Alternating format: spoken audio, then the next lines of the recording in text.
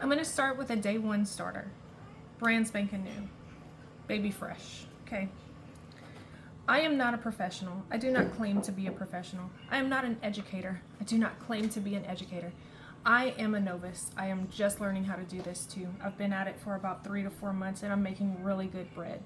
Today I'm going to mix it in here so that you can see the consistency of what it looks like on day one. My starter lived on the counter whenever I was initially doing it. I now have a mother starter that lives in the refrigerator and I just pull from that whenever I want to bake. My house lives around 70 to 72 degrees all the time, unless it's like really cold outside or really hot outside. I also use King Author's bread flour. It's unbleached. This is not the organic kind, but this is what I use. I love it. I bake really good breads with it, so I have no complaints about it. I always use bottled water. This is whatever that name brand is. Pure drinking water, non-carbonated. Okay, this is all the water I have ever used.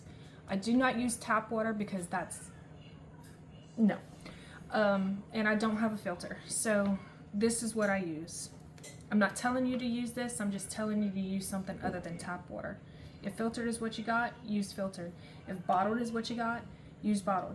But I would also say to use one that is just water, that doesn't have anything else in it like sodium, because I think some brands will put, minerals and shit in their water. So don't use one that has minerals. Just use a plain drinking water or a filtered water. I'm going to be using a small jar to keep the starter in. I don't even use a scale anymore, but I will use a scale for you just so that, I don't use a scale anymore though. This is the scale that I have. This is the brand that it is. I don't know if you're going to be able to see it like that. This is what I use. This is not what I recommend, okay? This one worked for me just fine, but it turns off in the middle of me doing stuff. And I find that the measurements aren't exactly always accurate. We'll do day 2 tomorrow. I'm going to try and post everything, this like little mini starter series or whatever, around noon.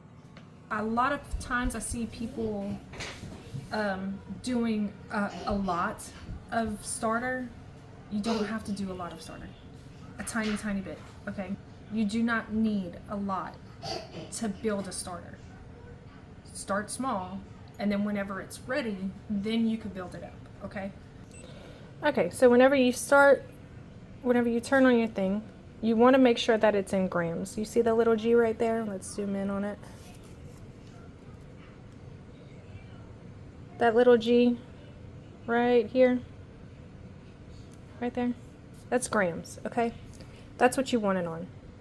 You can flip it, most of them, in between grams and ounces. So if I press that, it's going to flip it to ounces, but I don't want ounces, so I'm going to flip it back to grams. Okay.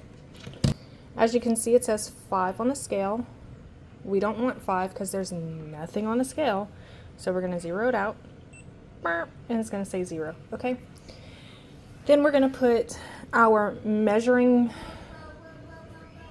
thing. I'm using this bowl so that I can show you the consistency of the dough really well. So, and then I'm going to end up transferring it into here, okay? So we're going to put our bowl on top. It's going to give us a measurement.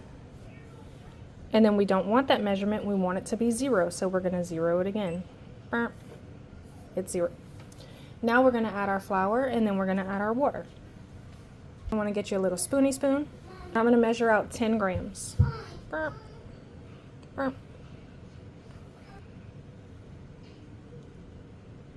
10 grams. I have 10 grams of flour, and now I'm going to zero it out. So it's back to 0. And now I'm going to add 10 grams of water. Just pour very slow.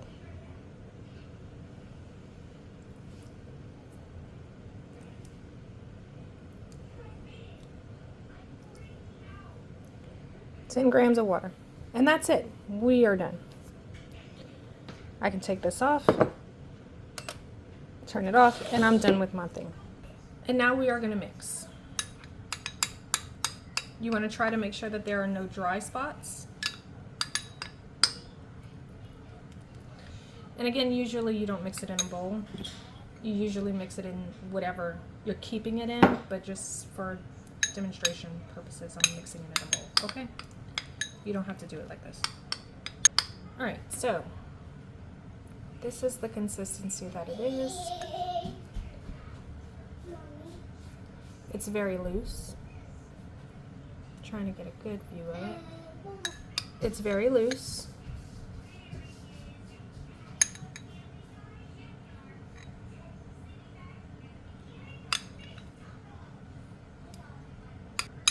It does stay together.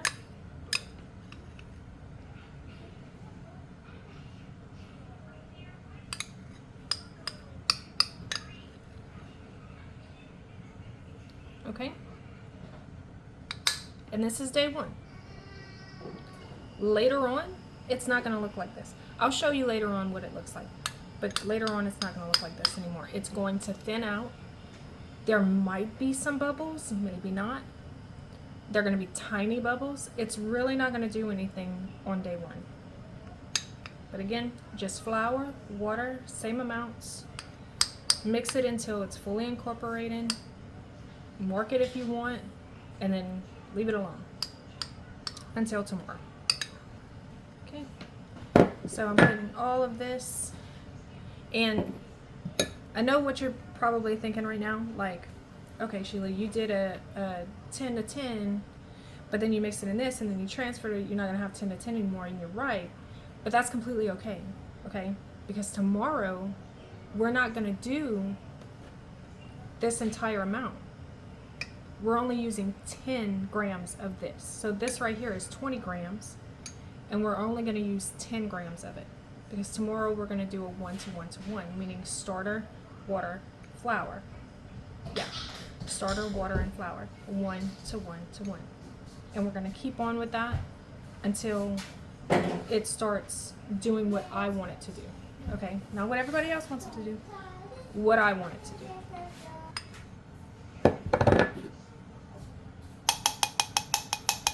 Okay, that's all I got. And that's plenty. I don't need to add more than this. I'm gonna put a little cover on it, and it's gonna chill until tomorrow. Okay? All right, you'll see me later.